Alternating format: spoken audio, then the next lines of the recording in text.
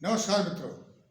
तंत्र विज्ञान की श्रृंखला में इस एपिसोड में मैं आपको ज्ञात कराऊंगा कि पत्थरपुट्टी, जंगल गोभी, सिंगपर्णी, कुल्हाड़कट्टी, गोछी या कॉमन डेटेलियम जिसको अंग्रेजी में बोलते हैं, या उसका जो वनस्पति का नाम जो है टाराक्सैकम ऑफिसिनेट, ये नाम जो है वनस्पति शास्त्र के और भी है। अलग अलग एक ही परिवार की वनस्पति है यह पत्थरकुटी या जंगल गोभी या सिंगपर्णी जिसको कहते हैं।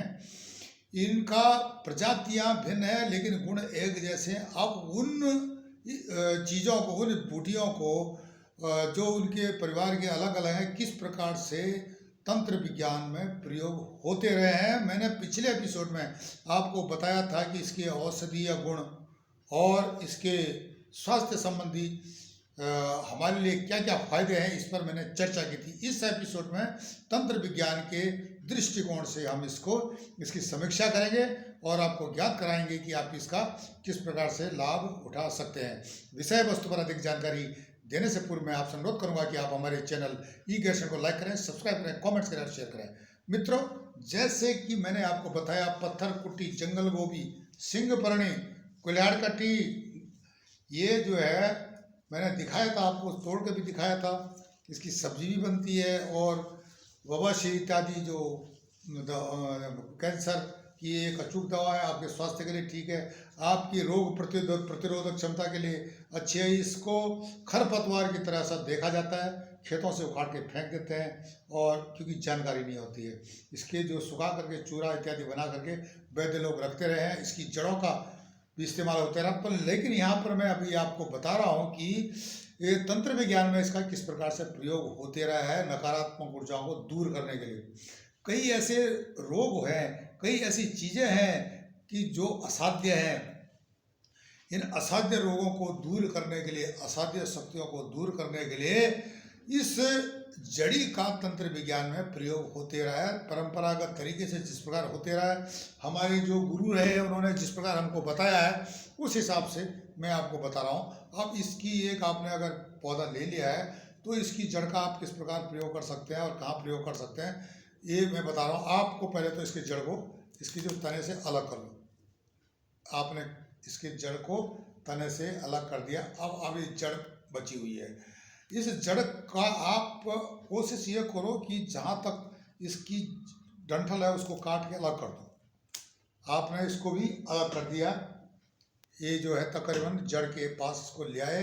अब जब ये ऐसी स्थिति में आ जाए तो इसका प्रयोग आप कहाँ कहाँ कर सकते हो। वास्तु दोष में कर सकते हो, बुरी नज़र में कर सकते हो अगर नकारात्मक ऊर्जाओं का प्रवेश हो चुका है, या किसी जहरीले जानवर से आपको बचना है, बिच्छू बाहुल्य क्षेत्र है, वहाँ पर बिच्छू बहुत है, वहाँ पर बचना है, तो उस समय आपका इसका इस्तेमाल कर सकते हो। किस प्रकार कर सकते हो वो भी मैं बताऊंगा।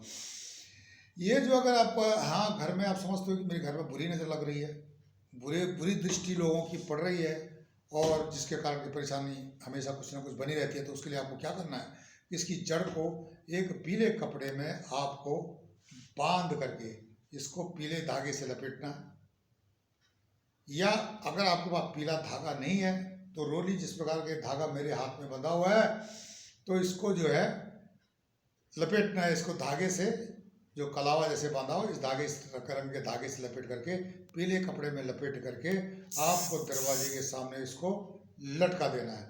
अगर आपके ऊपर कर्ज चढ़ रहा है, कर्ज कम नहीं हो रहा है, तो आप इसको बांध करके इसी प्रकार अपनी तिजोरी में रख सकते हो। बशर्ते कि तिजोरी में आपका जो है, कई लोग क्या करते हैं कि सांप की कैचुली रखते हैं, तो वो सांप की कैचुली नहीं होनी चाहिए। अगर सांप की कैचुली है तो इसकी कोई ज़रूरत नहीं समझते हम। अगर नहीं है तो आप इसको ये आसानी से मिल जाता है, और इसको जो सांप की कैचुली इतनी आसानी से नहीं मिलती है, इसको इस प्रकार से लपेट करके आप अपने उसमें रख सकते हो। तो जो आपके ऊपर कर्ज चढ़ा है, लगातार आपकी जो आर्थिक स्थिति क्षीण हो रही है, उसको समृद्ध करने के लिए बहुत अच्छा तरीका है।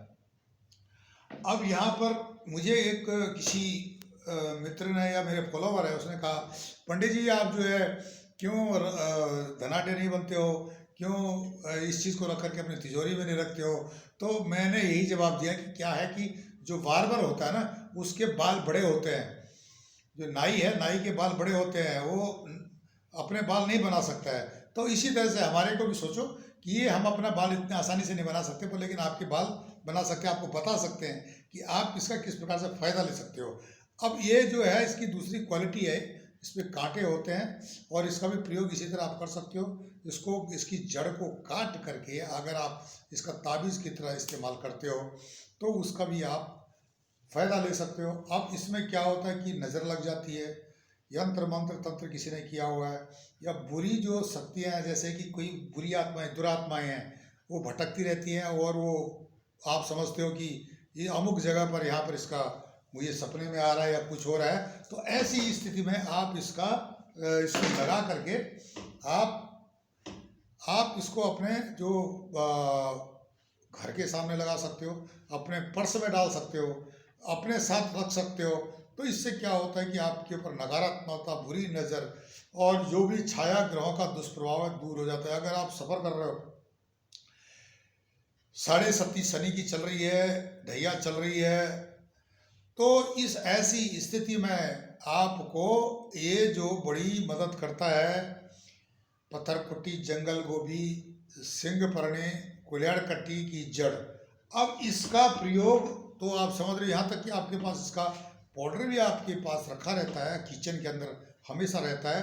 तो ये नकारात्मकताओं को दूर करने में मदद करता है। कई चीज़ें ऐसी होती है कि कॉस्मिक वेव्स हैं, उसके बारे में बहुत कम लोगों को जानकारी रहती है। यहाँ तक कि जो विज्ञान में है लोग हैं वो इससे भी इलेक्ट्रोमैग्नेटिक वेव्स तक या दूसरी वेव्स तक सीमित रहते हैं। लेकिन अब विज्ञान भी थोड़ा थोड़ा धीरे धीरे उसके समझ में आ रहा है कि कुछ ऐसी चीज़ें हैं, कुछ ऐसी वेव्स हैं जो कि नकारात्मकता को लाती है।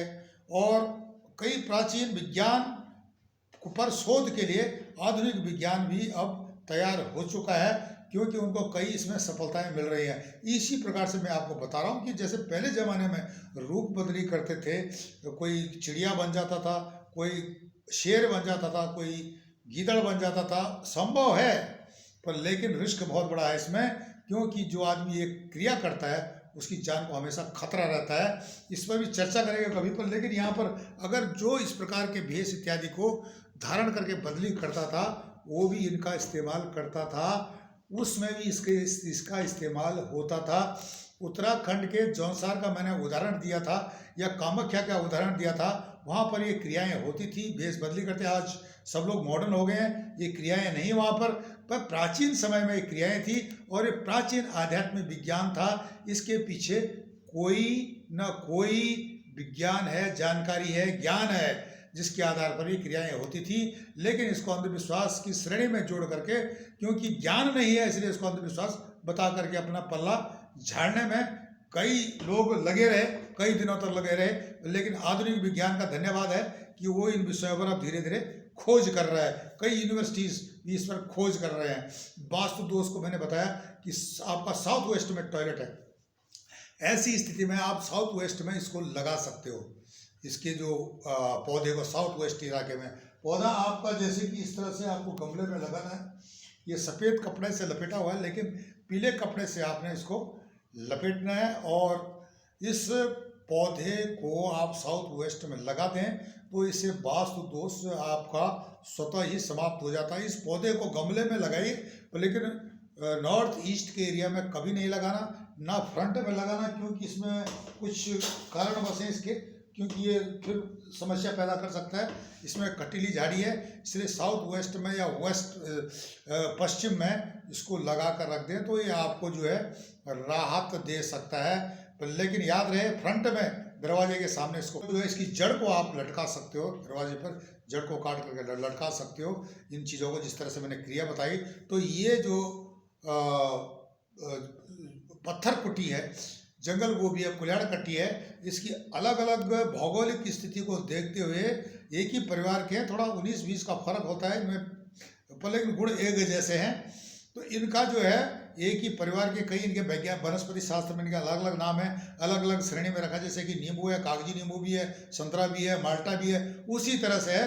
पर लेकिन इनके गुण तकरीबन इसमें तंत्र विज्ञान में एक जैसी श्रेणी में रखे गए हैं। ऐसे से औषधीय गुण से यह परिपूर्ण है, जैसे मैंने पिछले एपिसोड में आपको बताया।